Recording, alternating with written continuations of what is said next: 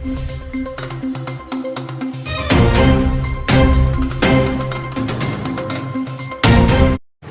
મહારાજ દ્વારા રાવળદેવ સમાજ વિરુદ્ધ કરવામાં આવેલ ટિપ્પણીના વિરોધમાં શિહોર રાવળદેવ સમાજ દ્વારા આવેદનપત્ર પાઠવાયું. શિહોર રાવળદેવ જોગી યોગી સમાજ દ્વારા કથાકાર જયદેવ મહારાજ દ્વારા સમસ્ત રાવળદેવ સમાજ વિરુદ્ધ અભદ્ર ટિપ્પણીના વિરુદ્ધમાં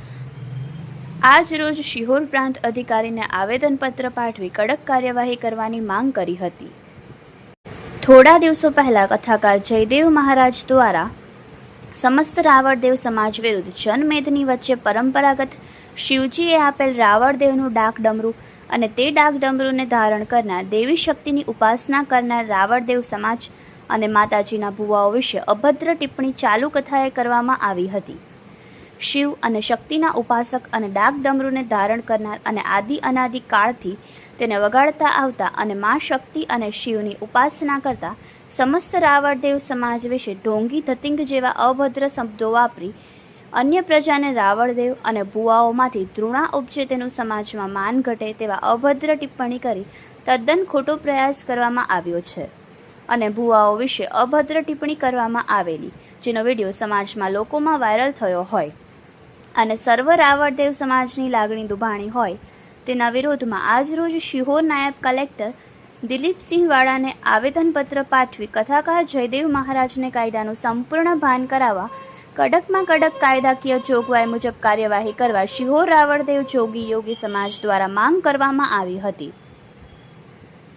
રિપોર્ટર વિક્રમસિંહ ગોહિલ, યશવી ગુજરાત ન્યૂઝ, શિહોર.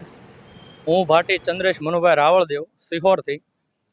આજના દિવસે અમે અહીંયા મામલતદાર કચેરી એટલા માટે ભેગા થયા છે કે અમારે એક આવેદનપત્ર આપવાનું હતું. એનું કારણ એવું છે કે જયદેવ શરણજી